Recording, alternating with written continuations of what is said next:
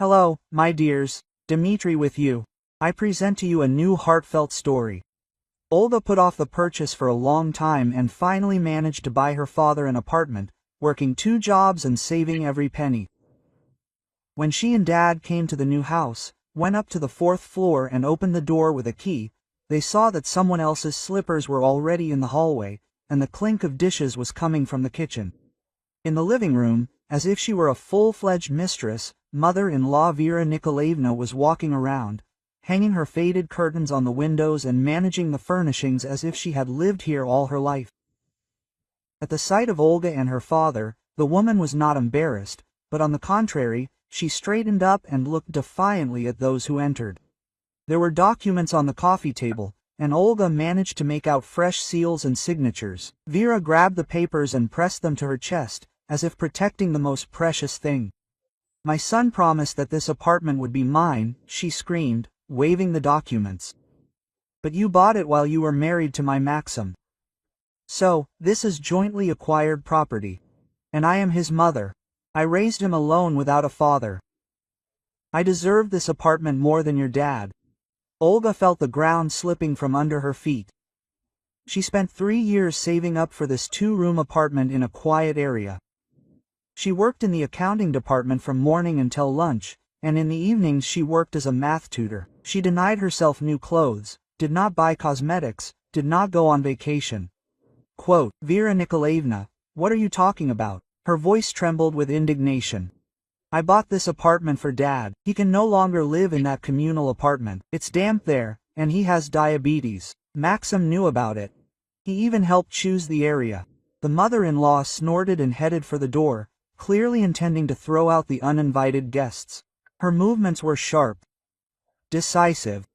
The excitement of a person who finally got what she wanted burned in her eyes. Over the years of their acquaintance, Olga had noticed more than once how Vera Nikolaevna, enviously looking at other people's apartments, complained about her 1-room apartment in an old house.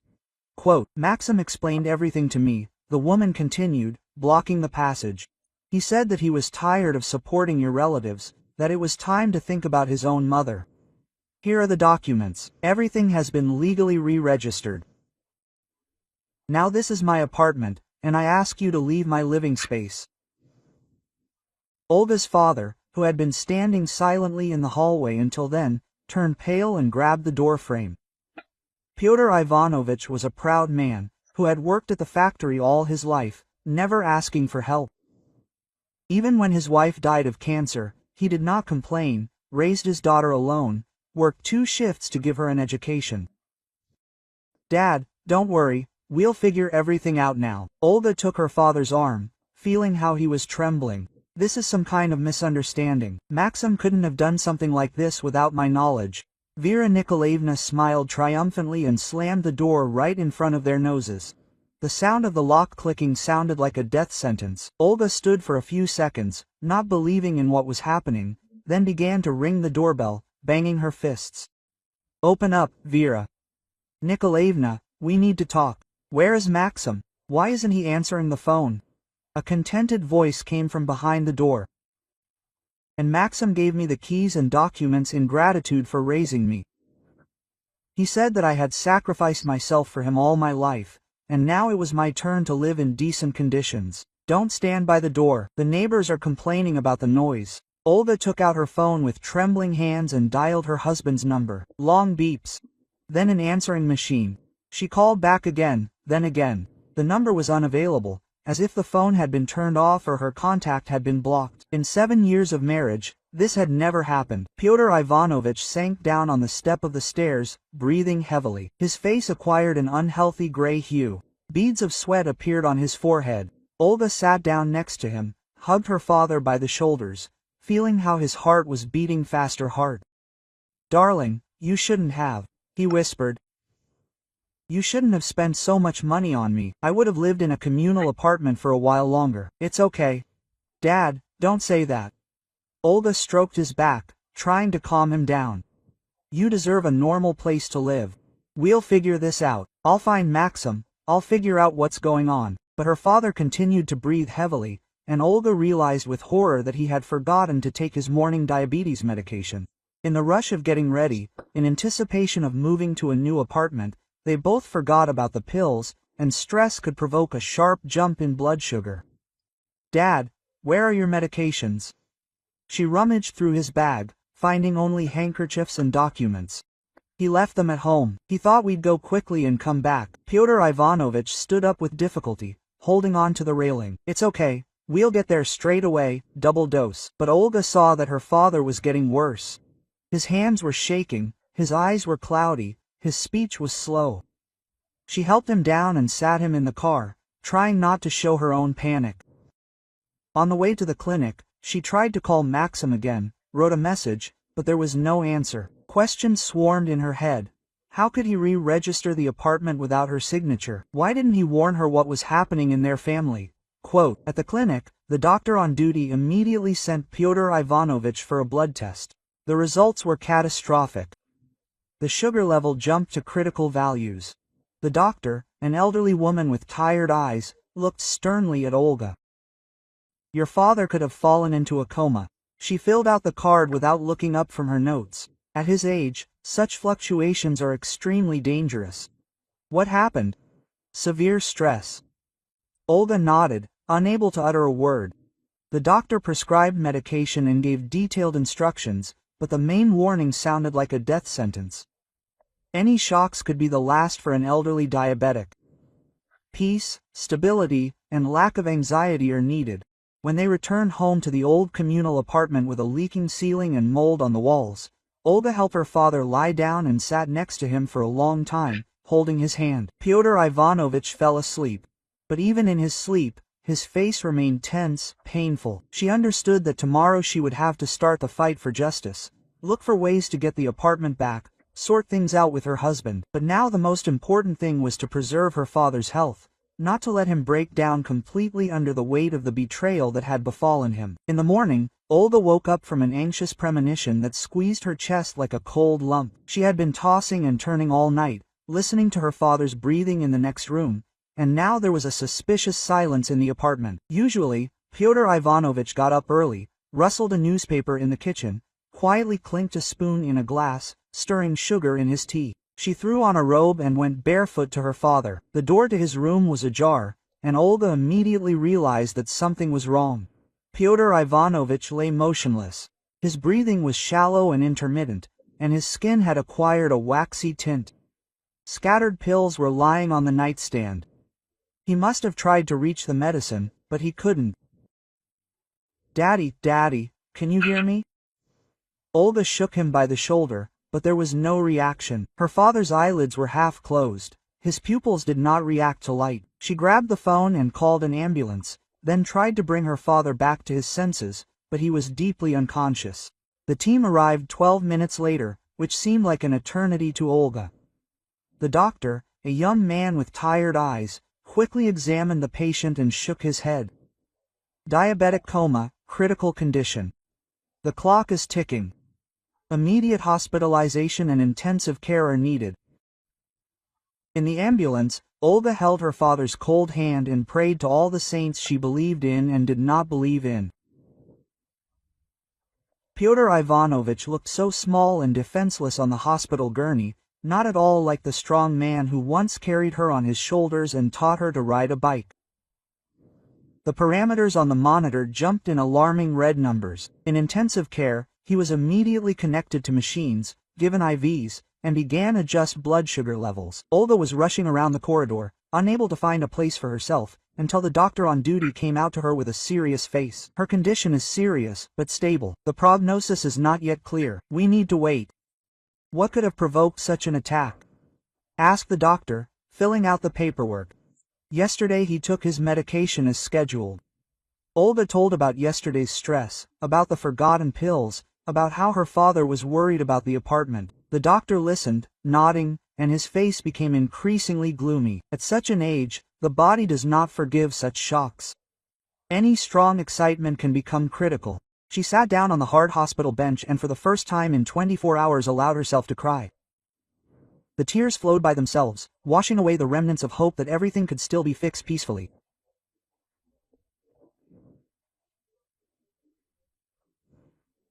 Maxim still did not answer calls, and her father was dying because of the greed and betrayal of people she considered family. By evening, a neighbor from the communal apartment came to the hospital. Aunt Zina brought a parcel and sat down next to Olga. The elderly woman was silent for a long time, and then carefully began to talk about what she had seen a week ago near their house. Maxim was standing at the entrance with a young beautiful woman. They were loading suitcases and boxes into the car. "I thought maybe you were going to visit relatives on vacation." Aunt Zina nervously fidgeted with the handle of her bag, but then noticed that he was only taking out his own things. And the girl was so smart, in an expensive fur coat, in heels, she kept giving orders, where to put what. Olga listened and felt how everything inside was getting cold. So Maxim was planning his departure in advance, preparing, packing things. And all this time, when she was working 2 jobs, saving money for an apartment for her father, her husband was making plans for a new life with another woman. They also went to a cafe across the street, the neighbor continued.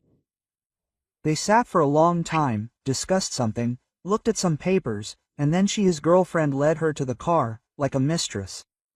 Aunt Zina left late in the evening, and Olga remained on duty in the corridor, although the doctors said that there would be no changes until the morning. She could not leave, leaving her father alone in this cold hospital with the smell of medicine and hopelessness. Every half hour she approached the door of the intensive care unit, trying to see something through the frosted glass.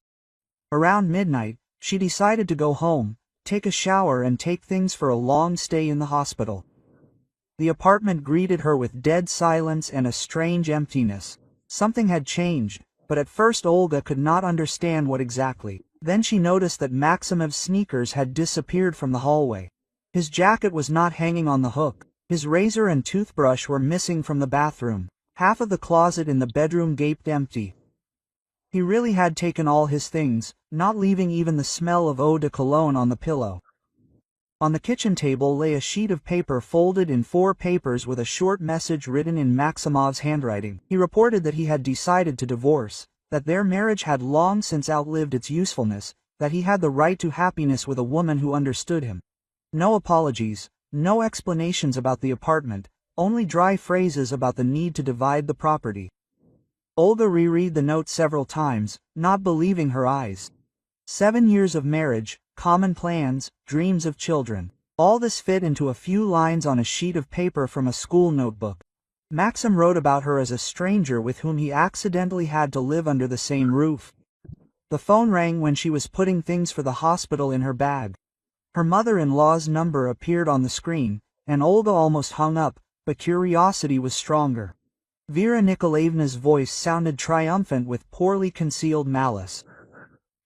"Well, my dear, did you get a note from your son?" Laughter was heard in the receiver. Now she realized that he chose a real woman, and not such a gray mouse like you.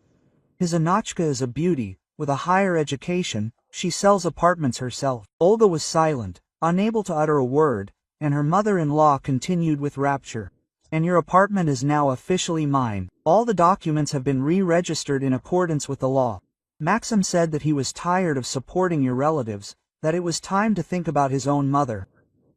"My father is in intensive care," Olga finally squeezed out. "Because of your stress, he is in a diabetic coma." There was silence on the line for a second. Then Vera Nikolaevna snorted. "So what? Old people die, it's natural. But now I will live in normal conditions, as I deserve after all the hardships." The conversation broke off, and Olga sat for a long time with the phone in her hands, digesting what she had heard. "So Ina, that means, is the name of the woman who destroyed her family. The realtor sells apartments, he probably knows how to get around the law and re-register the documents." Everything was falling into places. Meeting Maxim, plans to seize the apartment, preparation for divorce. She returned to the hospital in the early morning, when the corridors were still empty, and the nurses on duty were changing IVs and checking the readings of the devices. Her father's condition remained critical, but the doctors said that the worst was probably behind her. She had to wait for him to regain consciousness and pray that there were no complications. Olga settled down on a bench near the intensive care unit, covered herself with a hospital blanket and tried to fall asleep. But sleep would not come. Scraps of yesterday's conversations were spinning in her head. The face of her triumphant mother-in-law, The empty apartment without Maxim's things. The life she had built for years collapsed in one day. And now she had to start all over again. The only thing that mattered now was her father's life. Everything else, her husband's betrayal, the lost apartment, broken dreams, receded into the background in the face of the fear of losing the most precious person. Olga clenched her fists tightly and swore to herself that she would fight for justice, but first he will get Dad back on his feet. Like this video so that YouTube understands that you are interested in video stories like this and recommends more quality stories. 3 days later, Olga hired a private detective, spending the last of her savings on the services of an inconspicuous middle-aged man named Andrei Viktorovich. She found his ad on the internet, met in a small cafe near the hospital and told her the whole story, without hiding any details. The detective listened attentively, occasionally nodding and making notes in a notebook. Ina Sergeyevna Krasilnikova, 32, has been working in a real estate agency for 5 years. He was leafing through the printouts a week later, when they met again. Specializes in real estate transactions, has connections in the registration chamber. Interestingly, she has been officially married since she was 23 to her husband Igor Krasilnikov, a programmer. Olga carefully examined the photographs of a beautiful blonde with a bright smile and expensive clothes. This is exactly the kind of woman her neighbor Aunt Zina described, well-groomed, self-confident, accustomed to getting what she wants. In the pictures, Ina posed next to expensive cars in restaurants at resorts. "Did she meet your husband on purpose?" asked Olga, sorting through the documents. Andrei Viktorovich took out a new folder and put the photos taken with a hidden camera on the table. In them, Maxim and Ina were sitting in that very cafe across the street from the house, bent over the papers. Their faces expressed concentration and some kind of bad inspiration of conspirators. "These pictures were taken 2 weeks ago." The detective pointed to the photos. "They are discussing a plan to re-register the apartment. See, she is holding documents from the registration chamber, and here she is showing him some certificates." In the next picture, Ina was explaining something to Maxim, gesturing with her hands, and he was listening attentively, nodding occasionally. Their behavior did not resemble a romantic date, but rather business negotiations between accomplices. Olga felt everything inside her boil with rage. So, this was a planned scam from the very beginning. She clenched her fists. "Ina found out about the purchase of the apartment and decided to get it through my husband and his mother." The detective nodded and showed several more photographs, where Maxim was handing Ina a thick envelope, and she was writing something in a notebook.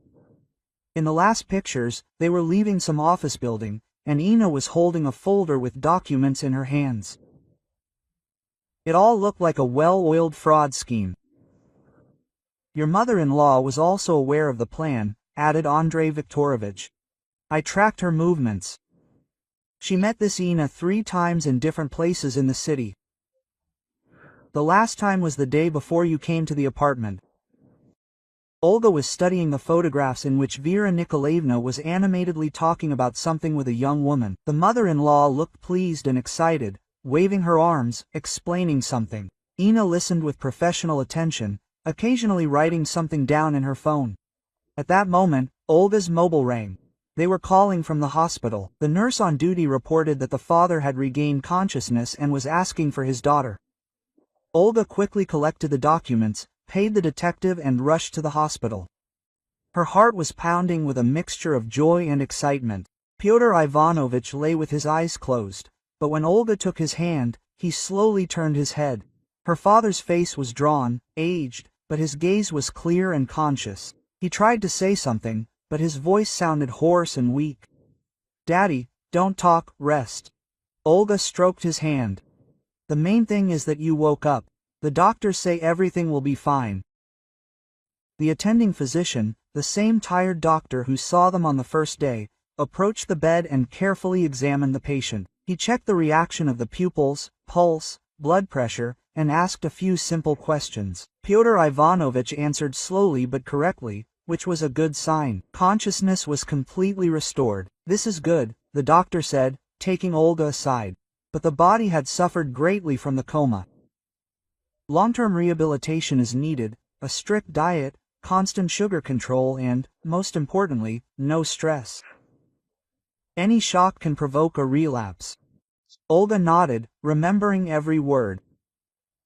She understood that she couldn't tell her father about what was happening with the apartment, about Maxim's betrayal, about the upcoming court proceedings. It was necessary to create an atmosphere of peace and stability around him. When can he be discharged? She asked. Another week in the hospital, then outpatient treatment. The doctor leafed through the card. But remember, regimen, medication, schedule, no worries. In his condition, it was a matter of life and death. Olga spent the whole day at her father's bedside. She talked about the weather, about the neighbors, about work, about everything except the main thing. Pyotr Ivanovich listened, sometimes asking questions about the apartment, and Olga answered evasively each time, that everything was fine, they would sort out the documents soon. In the evening, when her father dozed off, a middle-aged nurse with a kind face approached Olga. She held out a white envelope and said that a woman had asked to deliver it personally. The stranger did not give her name, only said that it was very important. Quote, "What did she look like?" Olga asked, turning the envelope over in her hands. Letsop is well dressed, but his face is tired and sad. The nurse shrugged, said that she knows about your situation and wants to help, but warned that the information may be painful. Olga went out into the corridor and opened the envelope with trembling hands. Inside was a note written in neat female handwriting. Inside is a way to get everything back, but be prepared to lose more than you think. Ina Krasilnikova is not who she claims to be. Under the note were photographs that took Olga's breath away. In the pictures, Ina was kissing another man, not Maxim. They were hugging at the entrance of some building, sitting in a car, entering a hotel. The man looked older, more respectable. A wedding ring sparkled on his hand. The following documents were even more shocking. A copy of Ina Krasilnikova's marriage certificate with Igor Krasilnikov, dated 8 years earlier. A certificate of jointly acquired property of the spouses. A bank statement showing large transfers between the accounts of the husband and wife. At the end there was another note.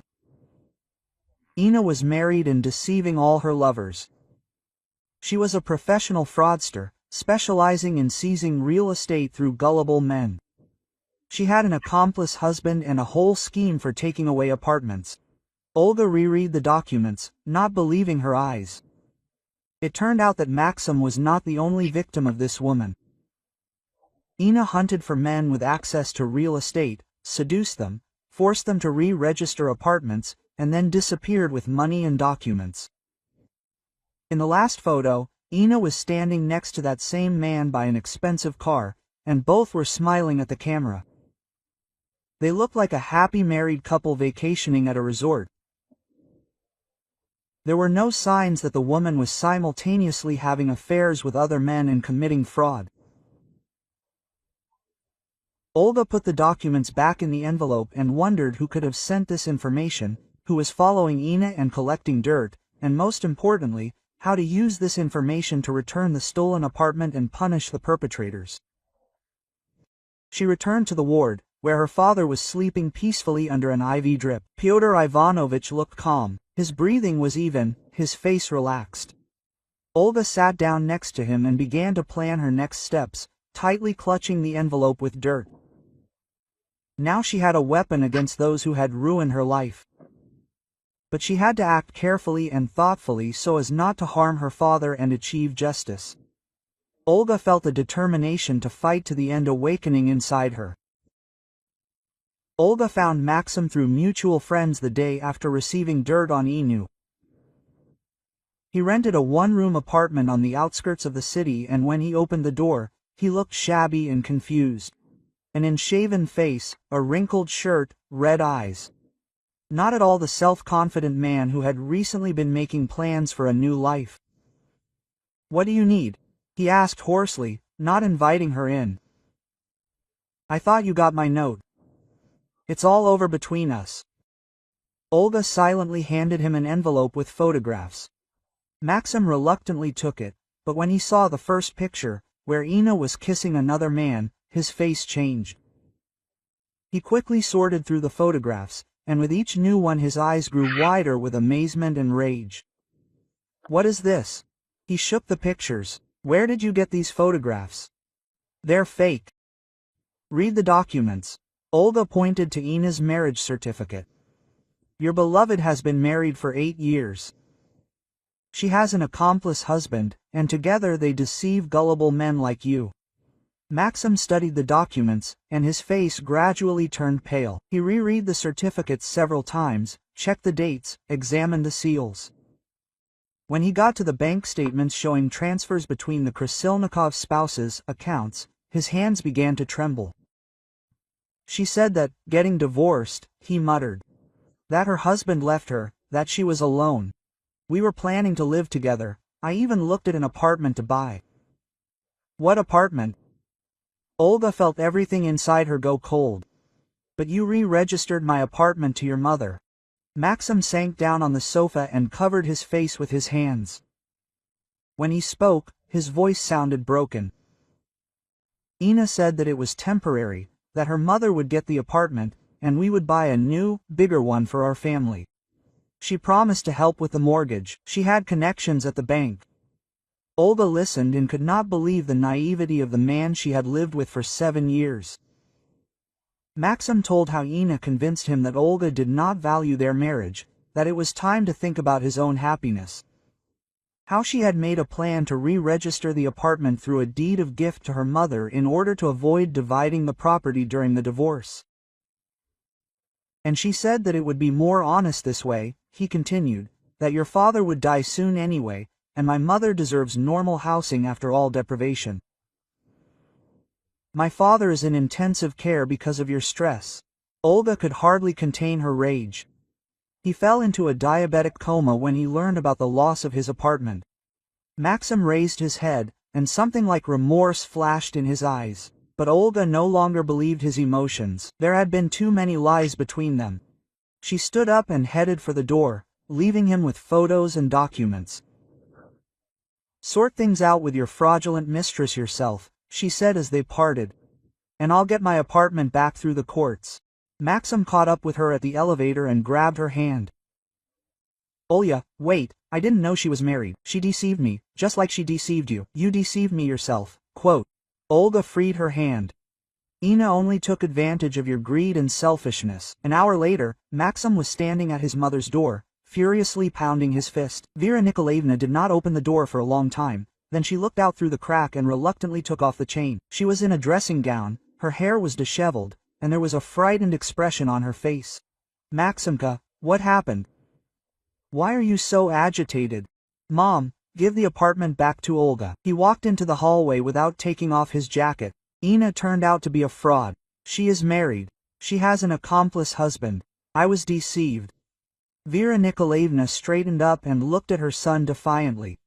"So what? The apartment is now mine. The documents are drawn up according to the law. I am not going to return anything." "Mom, you don't understand." Maxim grabbed her by the shoulders. "This is a scam. We were all used. Olga's father is in the hospital, he may die. Let him die," the woman answered coldly. "I have huddled in a one-room apartment all my life, denying myself everything for your sake. Now it's my turn to live like a human being." Maxim did not recognize his mother. Vera Nikolaevna, who had previously complained of loneliness and asked him to visit her more often, now looked at her son as a nuisance. Her eyes were filled with the fanatical gleam of a person who had finally gotten what he wanted and was not going to give it back. "If you came to persuade me to return the apartment, you wasted your time," she continued. "Ina explained to me that by law I have every right to this property. You are my son, you gave it to me voluntarily." "Ina disappeared," Maxim shouted. "She took my money and disappeared. Her phone is not answering." Quote. Vera Nikolaevna shrugged. "That's your problem. The apartment is still mine." She went to the door and opened it, clearly intending to throw her son out.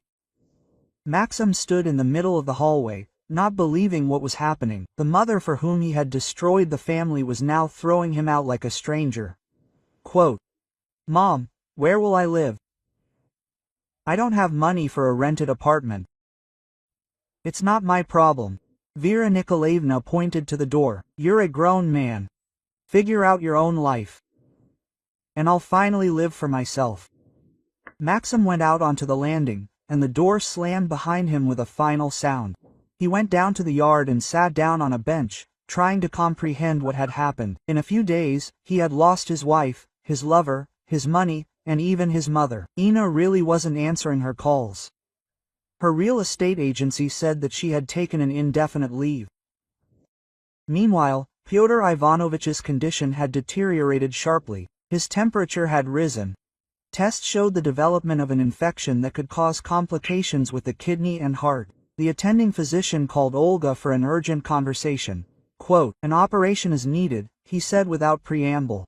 "The infection is spreading, conservative treatment is not helping. But this expensive procedure cost about 200,000 rubles. Olga felt the ground slipping out from under her feet. She did not have that kind of money. All her savings had been spent on buying an apartment. She asked for time to think it over and started calling banks, finding out the terms of the loan. By evening it became clear that they would not give her a loan in the required amount. Her salary was too small, and there were no guarantors.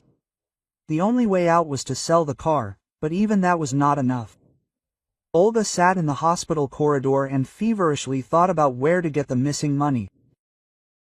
Maxim appeared unexpectedly when she was talking on the phone with the car dealership. He looked even worse than in the morning. Unshaven, in wrinkled clothes with dull eyes. He approached hesitantly, as if he was afraid that she would drive him away. "Olya, I found out about your father's condition," he said quietly. "I want to help with the money for the operation." "You don't have any money," she replied, without looking up from the phone. "You said yourself that Ina took everything." Maxim hung his head. "I withdrew 300,000 from all my accounts for our future together. I gave her cash the day before yesterday. She said that I needed a down payment for the apartment." Olga slowly hung up and looked at her ex-husband. There was such hopelessness in his words that even his anger temporarily retreated. Maxim had lost everything because of his own stupidity and greed and was now paying for his actions. Quote, "Ina disappeared with all the money?" she asked. Her phone was switched off. The agency said that she quit. Maxim sat down on the bench next to her. "The apartment we were renting was empty. The neighbors said that she moved out at night with some men." Olga realized that the scammers had completed the operation and disappeared with the loot. Vera Nikolaevna kept the apartment. Maxim's money had disappeared along with the dream, and her father was dying in the hospital without the necessary operation. Justice seemed unattainable. If you like this story, subscribe to the channel so you don't miss new videos. The mysterious woman who had passed on the dirt on Ina showed up at the hospital the day after her father's operation. Olga recognized her immediately, an elegant lady of about 20 years old, with sad eyes and expensive but modest clothes. She approached Olga in the hallway and introduced herself as Marina Viktorovna, Vera Nikolaevna's former daughter-in-law. Quote, "I was married to Vera's eldest son Andrei," the woman said, sitting down next to him on the hospital bench. "He died in a car accident 5 years ago, and my mother-in-law immediately began her intrigues to take away the apartment that my husband and I bought from me." Marina explained how Vera Nikolaevna had been collecting documents for years, looking for ways to challenge the inheritance, and even trying to prove that her daughter-in-law was guilty of her son's death. The woman was forced to sell her apartment and move to another city, but she had not forgotten the insult and began collecting dirt on her mother-in-law. Quote, "When I learned about the situation with your apartment, I realized that Vera was repeating the same old schemes," Marina continued. "She had always envied other people's well-being and looked for ways to get it. Maxim was just a tool for her." Olga listened and realized that she had fallen into a well-established system. It was no coincidence that Vera Nikolaevna had agreed to Ina's plan so quickly. She had experience in taking away real estate and knew how to circumvent the law. The mother-in-law used her son's maternal feelings to achieve her goals. I have recordings of Vera's telephone conversations with different people. Marina took a voice recorder out of her bag. She discussed the plan to seize your apartment, bragged to her friends about how cleverly she had pulled it off. This is enough to initiate a criminal case. The recordings were indeed incriminating. Vera Nikolaevna's voice sounded triumphant when she told her friends about her stupid daughter-in-law who bought an apartment with their family money. She described in detail how she convinced her son to re-register the apartment, how she found the right people to forge documents. Quote, "Why did you decide to help me?" Olga asked. Marina smiled sadly, "Because I know what it's like to lose everything because of this woman's greed. And because I didn't have children who would suffer from her intrigues. And your father could die." The next day, Olga filed a police report, attaching all the evidence she had collected, the detective's photographs, conversation recordings, and forged documents. The investigator carefully studied the materials and opened a criminal case under the article of fraud on an especially large scale. Vera Nikolaevna was arrested right in the disputed apartment when she was hanging new curtains and arranging furniture. The woman screamed about her rights, demanded a lawyer, accused Olga of forging documents. But the evidence was too obvious, and the testimony convincing. Quote, "I did not break anything," she screamed as the police put handcuffs on her. "My son gave me the apartment himself. I have the documents." The examination quickly established that the deed of gift was drawn up with violations. The signatures were forged, and the seals were counterfeit. Ina Krasilnikova was wanted as a member of a criminal group specializing in real estate fraud. Her husband had already testified against his wife in exchange for a lighter sentence. Maxim appeared in the courtroom as a witness, looking even more lost than before. He testified against his own mother, talking about how she convinced him to deceive his wife. His voice trembled when he described how Vera had been turning him against Olga for years. "Mother said that Olga did not value me, that I should think about my own family," he admitted to the judge. "She constantly complained about her apartment, envied our well-being. When Ina showed up with a plan, Mom immediately agreed." The judge made a decision quickly. The case was obvious. Vera Nikolaevna received a suspended sentence of 3 years with mandatory community service, and the apartment was returned to the legal buyer. In addition, the court ordered her to pay compensation for moral damages and reimburse legal costs. Olga filed for divorce on the same day she received the keys to the apartment. Maxim tried to talk to her, asked for forgiveness, promised to start all over again, but she looked at him as a stranger.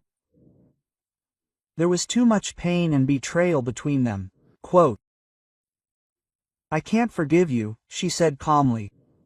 "You chose someone else's woman and your mother's greed instead of our family. This is your decision. Live with him." Maxim was left without money, without housing, without a family. His mother refused to communicate with him and blamed him for her arrest. Ina disappeared, taking all his savings without a trace. He was forced to get a job as a loader and rent a bed in a dormitory. Pyotr Ivanovich's operation was a success thanks to an unexpected source of funding. The police confiscated Vera's expensive jewelry and antiques, which she had bought with money from previous frauds. By court order, these valuables were sold and the money was given to the injured party. Quote, "Justice has prevailed," said the attending physician when Pyotr Ivanovich began to recover. "Your father is a strong man, he will cope. The main thing is no more shocks." A month later, Olga helped her father move to a new apartment. Pyotr Ivanovich was still weak after the operation, but his eyes again shone with the joy of life. He did not know all the details of the trial. Olga only told him that the documents turned out to be fake, and the apartment was returned to them. Quote, "Daughter, how did you endure all this?" he asked, looking at the bright rooms. "I am so guilty that so much trouble is because of me." "Dad, you are not guilty of anything." Olga hugged him by the shoulder. "The main thing is that we are together, that you are healthy. Everything else is unimportant." They had a small family dinner in honor of the housewarming. Neighbors from the old communal apartment came, Olga's colleagues from work, Marina Viktorovna with a bouquet of flowers. At the table they talked about the future, made plans, rejoiced at simple human happiness. In the evening, when the guests left, Olga washed the dishes in the new kitchen and looked out the window. In the yard, she saw a familiar figure. Maxim in an orange janitor's vest was sweeping the paths. This was his community service, as ordered by the court. He had to work 100 hours on the improvement of the area. He raised his head and saw her in the window. Their eyes met for a few seconds, and Olga saw remorse and hopelessness in his eyes. Maxim looked old, tired, broken, but she did not feel pity. His betrayal. Olga turned away from the window and went to check on her father. Pyotr Ivanovich was sleeping peacefully in his new bed. His face was calm and serene. She straightened his blanket, kissed him on the forehead and quietly left the room. Life there was starting anew, without lies, without betrayal, without people who valued money more than human relationships. Olga sat down in a chair by the window and began to plan the next day. Ahead was work, caring for her father, and a slow restoration of mental balance. Outside the window, Maxim finished cleaning and wandered to the bus stop, hunched over under the weight of his own mistakes. Olga watched him go and thought that each person chooses their own destiny. She chose honesty and love for loved ones. He chose greed and betrayal. Now everyone has reaped the fruits of their choice. I recommend listening to these two stories that you see on the screen. I am sure that you will like them, and in the comments to this video you will find a link to a selection of the best stories from all over the internet. Thanks for watching.